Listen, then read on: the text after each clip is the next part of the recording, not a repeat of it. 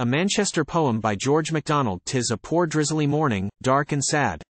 The cloud has fallen, and filled with fold on fold the chimneyed city, and the smoke is caught, and spreads diluted in the cloud, and sinks, a black precipitate, on miry streets. And faces grey glide through the darkened fog. Slave engines utter again their ugly growl, and soon the iron bands and blocks of stone that prison them to their task, will strain and quiver until the city tremble.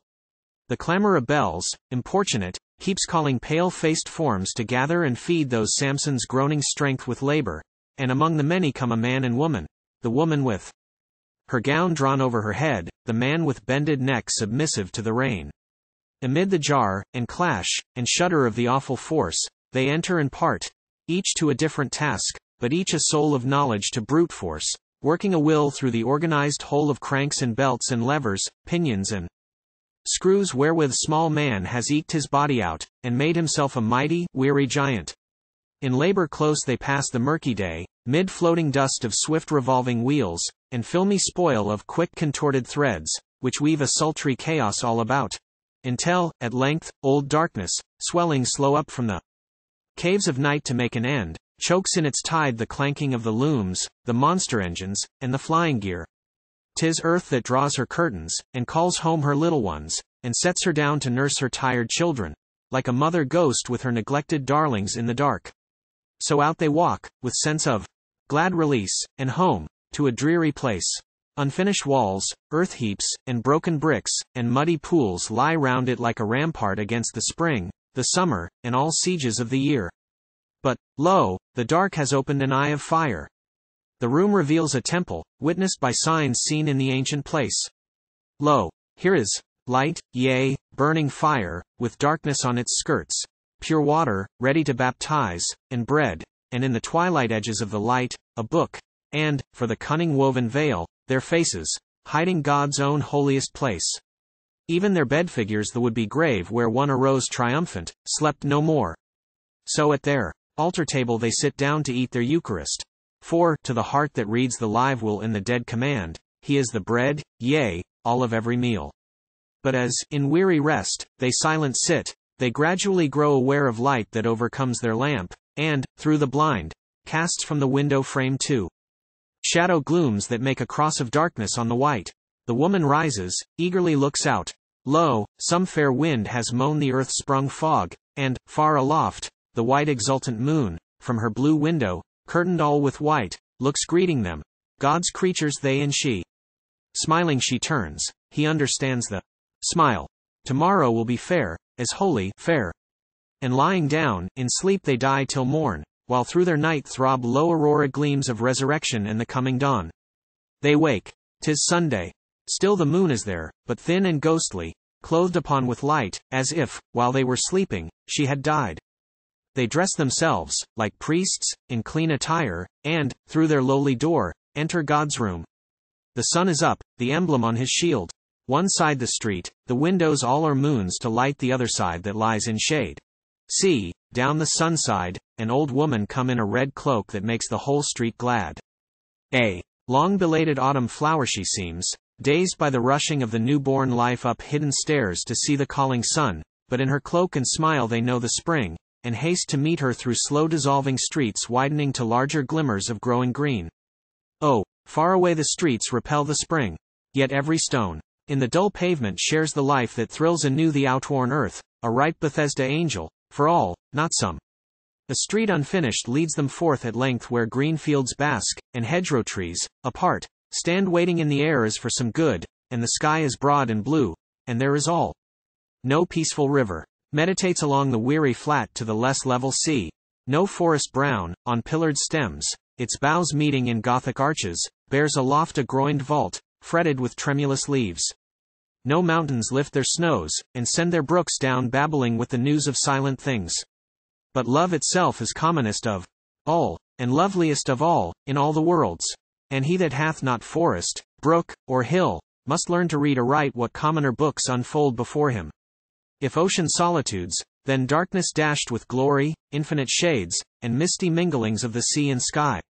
If only fields, the humble man of heart will revel in the grass beneath his foot, and from the lea lift his glad eye to heaven, God's pallet, where his careless painter hand sweeps comet clouds that net the gazing soul, streaks endless stairs, and blots half-sculptured blocks, curves filmy pallors, heaps huge mountain crags, nor touches where it leaves not beauty's mark. 2. Them the sun and air are feast enough, as through field paths and lanes they slowly walk, but sometimes, on the far horizon dim a veil is lifted, and they spy the hills, cloud-like and faint, yet sharp against the sky. Then wakes an unknown want, which asks and looks as for something forgot, loved long ago, but on the hither verge of childhood dropped. 'Tis but homesickness roused in the soul by spring. Fresh birth and eager growth, reviving life, which is because it would be, fill the world. The very light is new born with the grass.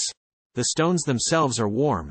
The brown earth swells, filled, sponge-like, with dark beams, which nestle close and brood unseen and shy, and potent warm in every little corner, nest, and crack where buried lurks a blind and sleepy seed waiting the touch of the finger of the sun.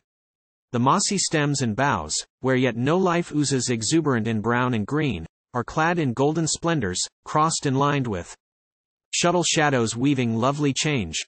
Through the tree tops the west wind rushing goes, calling and rousing the dull sap within. The fine jar down the stem sinks tremulous, from airy root thrilling to earthy branch. And though as yet no buddy baby dots sparkle the darkness of the hedgerow twigs, the smoke-dried bark appears to spread and swell in the soft nurture of the warm light bath. The sun had left behind him the keystone of his low arch halfway when they turned home, filled with pure air, and light, and operant spring. Back, like the bees, they went to their dark house to store their innocent spoil in honeyed thought. But on their way, crossing a field, they chanced upon a spot where once had been a home, and roots of walls still peered out, grown with moss. 'Twas a dead cottage, mouldered quite, where yet lay the old shadow of a vanished care. The little garden's blunt, half-blotted map was yet discernible by thinner grass upon the walks. There, in the midst of dry bushes, dead flowers, rampant, uncomely weeds, a single snowdrop drooped its snowy drop, the lonely remnant of a family that in the garden dwelt about the home, reviving with the spring when home was gone. They see its spiritual counterpart wakes up and blossoms white in their meek souls, a longing, patient, waiting hopefulness, the snowdrop of the heart, a heavenly child, that, pale with the earthly cold, hangs its fair head as it had naught to say, 'gainst any world, while they in whom it dwells, nor knows itself, inherit in their meekness all the worlds. I love thee, flower, as a slow lingerer upon the verge of my humanity. Lo, on thine inner leaves and in thy heart the loveliest green, acknowledging the grass, white-minded memory of lowly friends. But almost more I love thee for the earth which clings to thy transfigured radiancy, uplifted with thee from thine abandoned grave. Say rather the soiling of thy garments pure upon thy road into the light and air, the heaven of thy new birth. Some gentle rain will one day wash thee white, and send the earth back to the earth. But, sweet friend, while it clings, I love the cognizance of our family. With careful hands uprooting it, they bore the little plant a willing captive home, fearless of dark abode, because secure in its own tale of light. As once of old the angel of the Annunciation shone, bearing all heaven into a common house, it brings in with it field and sky and air. A pot of mold its one poor tie to earth, its heaven an ell of blue, twixt chimney tops, its world the priests of that small temple room, it takes its prophet place with fire and book, type of primeval spring, whose mighty arc hath not yet drawn the summer up the sky. At night, when the dark shadow of the cross will enter, clothed in moonlight, still and wan like a pale mourner at its foot the flower will, drooping, wait the dawn. Then the dark bird which holds breast caged, the secret of the sun, and therefore hangs himself a prisoner caged, will break into its song. Lo, God is light. Weary and hopeful, to their sleep they go, and all night long the snowdrop glimmers white thinning the dark, unknowing it, and unseen. Out of my verse I woke, and saw my room, my precious books, the cherub forms above, and rose, and walked abroad, and sought the woods, and roving odors met me on my way. I entered nature's church, a shimmering vault of boughs, and clouded leaves, filmy and pale betwixt me and the sun, while at my feet their shadows, dark and seeming solid, lay like tombstones o'er the vanished flowers of spring. The place was silent, save for the broken song of some Memnonian, glory-stricken bird that burst into a carol and was still. It was not lonely. Golden beetles crept, green goblins, in the roots, and squirrel things ran, wild as cherubs, through the tracery, and here and yonder a flaky butterfly was doubting in the air, scarlet and blue. But, twixt my heart and summer's perfect grace, drove a dividing wedge, and far away it seemed, like voice heard loud yet far away by one who, waking half, soon sleeps outright. Where was the snowdrop? Where the flower of hope? In me the spring was throbbing. Round me lay resting fulfilled, the odor-breathing summer. My heart heaved swelling like a prisoned bud, and summer crushed it with its weight of light. Winter is full of stings and sharp reproofs, healthsome, not hurtful, but yet hurting sore. Summer is too complete for growing hearts, too idle its noons, its morns too triumphing, too full of slumberous dreams its dusky eves. Autumn is full of ripeness and the grave. We need a broken season, where the cloud is ruffled into glory, and the dark falls rainful o'er the sunset. Need a world whose shadows ever point away from it. A scheme of cones abrupt, and flattened. Spheres, and circles cut, and perfect laws the while that marvelous imperfection ever points to higher perfectness than heart can think. Therefore to us, a flower of harassed spring, crocus, or primrose, or anemone, is lovely as was never rosiest rose. A heath bell on a waste, lonely and dry, says more than lily. Stately and breathing white.